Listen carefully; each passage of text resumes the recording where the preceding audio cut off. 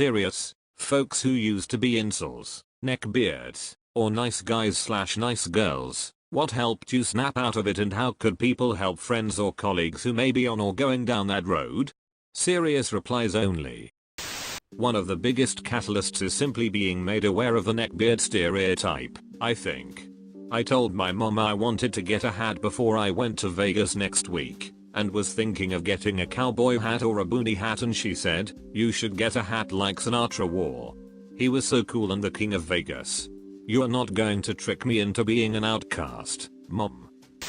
Former nice girl here. I never understood why guys didn't like such a fun, non-slutty me while complaining in the same breath how all men are misogynistic pigs. My form of showing interest was subtle stalking, dropping hints and general awkwardness. Also, I picked guys who were very attractive/confident, which intimidated me to the point where I couldn't have a normal conversation with them. In high school I pretty much dedicated all my time daydreaming about a boy who had no idea I existed, and in college I chose the aggressive route of awkwardly flirting with him in public and refusing eye contact. I cannot think back without cringing. The funny thing, both the boys ended up dating pretty normal looking girls. I had put them on such a pedestal that with one breath I was implying how undeserving I was of their attentions while complaining how nice good girls like me don't get the guys. I think ultimately growing up and seeing all my closest girlfriends settle into nice, stable relationships is what changed me.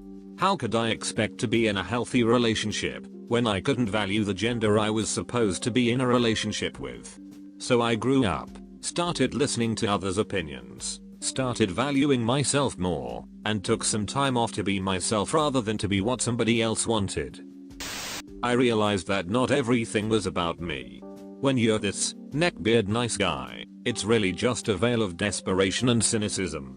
Everything you do is selfish and disingenuous. I was so nice to her. Why won't she sleep with me? God. She always goes for the jerk off guys. Catch a neckbeard when they're upset. You'll find that, very often, it's not about anyone else but them. They were so nice. They were hurt. They got the shit end of the stick. Then it shifts to blaming. She doesn't like what's good for her. She is a user for abusing your kindness. She should be so lucky. Because clearly, only you know how to treat a woman right. It's disgusting and cringy. I guess I was a nice guy. I treated girls like they were perfect princesses, with the idea that they would obviously see me as their dream man. A few times I confessed to these girls that I loved them, and just wanted to make them happy, and they should be with me. My freshman year of college, a senior in my fraternity explained one-itis to me. I was taking any little kind gesture from a female and exploding it in my head, convincing myself she was the one. All over simple things like sending me an IM, or talking to me for 10 minutes. Once I realized that this infatuation was in my head, all over something that didn't exist, I got out of that rut. I just started talking to girls like people. I'll go. I was cringy as all get out in early high school, 10 years ago for me, and I am super thankful that MySpace went south, so most of my cringy nice guy posts are no longer accessible. What helped me was I was involved in some hobbies that made me a lot of older friends. One of them, about 10 years my senior, sat me down and straight up told me life was never going to get better until I changed how I was doing things. He didn't tell me to stop liking Lord of the Rings or video games, but rethink how I express that to other people, whether I am trying to exclude people with my interests or include people. Whether I am really being kind to everyone around me or just a nice guy to women I wanted to date. That advice couldn't come from a peer, because I hated my peer group, and couldn't come from my parents, who didn't know how deep the cringe went, but could have only come from a respected mentor. I really look forward to hearing from some recovered/recovering cringe lords. It's a bit weird, but in my late teens, I'm 30 now, I started playing female characters in MMOs, firstly just as a joke, but as time went on and I started making friends it became more and more difficult to tell people the truth. I soon found myself on the receiving end of the exact same attention and behaviors I was exhibiting myself in the presence of girls. It was like looking in a mirror for the first time. Every word and action, seemed to be meticulously thought out as if to be as inoffensive as possible, while subtly trying to passive-aggressively build a relationship as if I didn't see right through them. I wondered if it might be as obvious for actual women. I've never been the confrontational type, so I tried to let them all down as gently as possible, an approach that proved completely ineffective. I was worried that if I told them the truth it would destroy them, and I didn't want to be nasty either. Continuously I found myself getting backed into corners like that. I honestly had no idea that's what I was doing. I used to be a cool girl who thought I was better than other women because I had masculine traits. I ride motorcycles, play video games, hate pink, and drink beer. Then I took a gender psychology class and we learned about loophole women. Same principle as the cool girl. Then I realized that being feminine isn't inherently bad, and I should cut women who enjoyed feminine hobbies more slack. I wasn't an extreme case, but being confronted with my prejudices helped me examine them and actively change. I think that my failed relationship with one of my first loves made me understand that I had problems in that area. I couldn't make a move because I was afraid of rejection or afraid to hurt her, which just ended up wasting both of our times. This was a huge turning point for me too. My first GF, we both lost our virginity to each other, developed a huge crush on a bad boy in one of her classes. I was seething with jealousy and didn't understand how she was choosing him over a nice guy like me. She eventually ended up leaving me for him. Then he rejected her, but that's beside the point. I went through a very cynical period towards women, quoting nice guys finish last garbage to my friends. Thankfully didn't put anything on social media. I vowed to treat women like a bad boy by being more aloof and less caring. Funnily enough it worked, and I got another girlfriend soon after and started to realize it wasn't being a bad boy, it was just treating her like a regular human.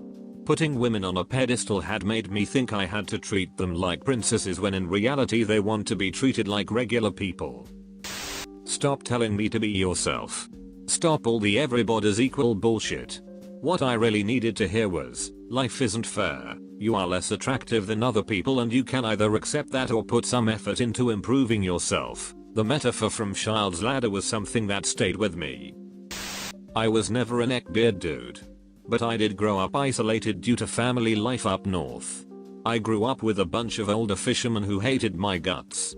I learned to socialize through violence and hardship. No feelings. Just raw labor and a real dark and nihilistic view of life. In some ways it was similar to the whole neckbeard thing.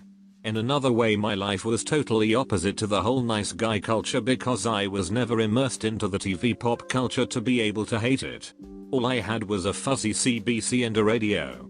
Despite my lack of grammar skills I was apparently smart enough to be employed by the government. My social skills had to improve to maintain the job or it was back to being a fisherman for me. So I became just another dude at work. I tell other stories once in a while about how we would beat the crap out of the DFOs here and there, but they find my stories hard to believe or too savage for their taste, and we regularly go into war zones for work related stuff by the way. So my past is kept to myself. Violence throughout my life made me cold. But then I got married and had a baby girl. Don't ask me how. I haven't figured that one yet. So now I was forced by myself to be caring and considerate of others, and truly had to learn to be pleasant among others. See, before I had a family, in the back of my head I said to myself that I could always go back fishing up north. But there was no way in hell was I going to bring my family up there. So a pleasant man I became so I could keep my government job to be able to give my little girl a better life than I had. And that's what brought me out of that dark place where everyone and everything sucked. I did it for my baby girl. Women are people, and I think a big part of me didn't realize that up until 10th or 11th grade. I just considered them to be a checklist of trays, but then lamented that they had their own checklists too. I tried to mold my personality into this fake checklist that I hated them for having. What I hadn't realized is that girls that I wasn't trying to date were attracted to me. I was more confident around them and my personality was more genuine. Coincidentally, once I started dating them and gave up on the nice guy TM act, some of the dateable girls from my school began showing interest as well. As cliche as it sounds, the single best thing you can do is to be yourself. If you find somebody who you want to date and who likes you for you, great. If you find somebody who wants to date a fake version of you, you'll resent yourself and you'll eventually resent them. For me, it was really about learning the distinction between being nice and being good. A good person is not nice. A nice person is not good. A good person goes after what they want in a way that respects others' decision-making processes. A good person finds someone who wants the same thing they want so that both will be made happier. A nice person gives another what they want without negotiation for their own needs. They think, I met your needs, and now you have to meet mine. They see other people as owing them for their niceness.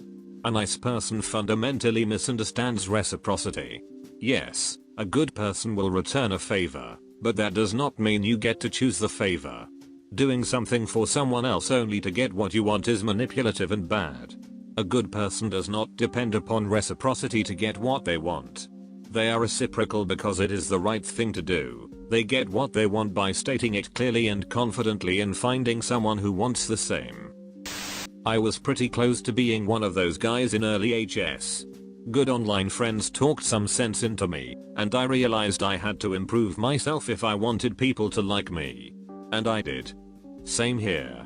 I've never been a fat or unattractive guy, nor have a nice guy personality, but experimented with a lot of style choices that made me look unapproachable regardless.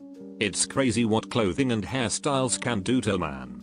I was fortunate enough to have a group of friends that were honest about their opinions. They thought I'd look great if I found the right style, but that what I had wasn't working. I decided to trust their opinions and gave it a shot. I cut my hair, bought clothes that fit me, and worked on my posture.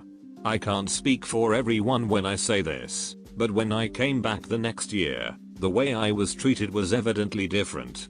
I can tell when people are interested in me, and I hadn't gotten that feeling at all while I had the old style. It was kind of surreal. It's not something that just changes one day. It's all just beliefs and actions that really aren't the right things to be thinking or acting. How to avoid. Even that super cute person you like is a person. All those thoughts you have in your head? They have them too. Their own conscious, their own ideas, their own beliefs. They're not just a thing for you to like, they're a complete person. If you want someone to like you, you have to be someone they would want to like. You can't get mad at someone for not liking you, or not responding the way you want. Sure, you can get mad if they are actually rude to you, but that's not very often. And usually the only time someone would be rude is because you're continually pestering and annoying them. Imagine, if someone you found unattractive was always talking to you, always doing stuff for you. Is there any nice thing they could do for you that would all of a sudden make you attracted to them? I've said this before. Reddit changed my attitude on if I was the nice guy or an asshole with this simple phrase: women are not X machines where you insert niceness tokens into. Sometimes the girl just isn't into you, and that is alright. You can't force attraction. This is actually what did it for me too. I was a nice girl, but I eventually figured out that the problem was that despite the fact that guys like to talk to me in private or online, and not in public, was because I was embarrassing to be around. It sounds harsh, but it's true.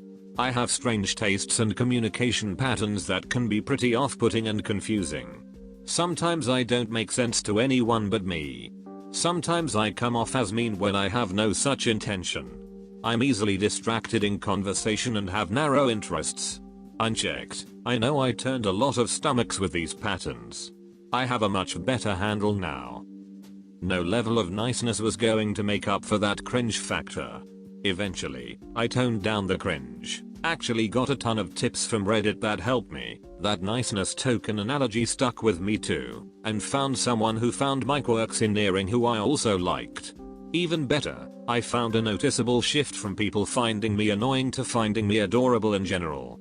It doesn't sound great for a grown woman, but it's a better alternative to unintentionally pushing people away. Changing the focus to what I can do, as opposed to what other people should do, made it all possible. I'm grateful every day for this perspective shift. I think this goes for most things in life too. Games, relationships, work, school. Focus on what you can do about yourself and the outside world becomes much easier to move through.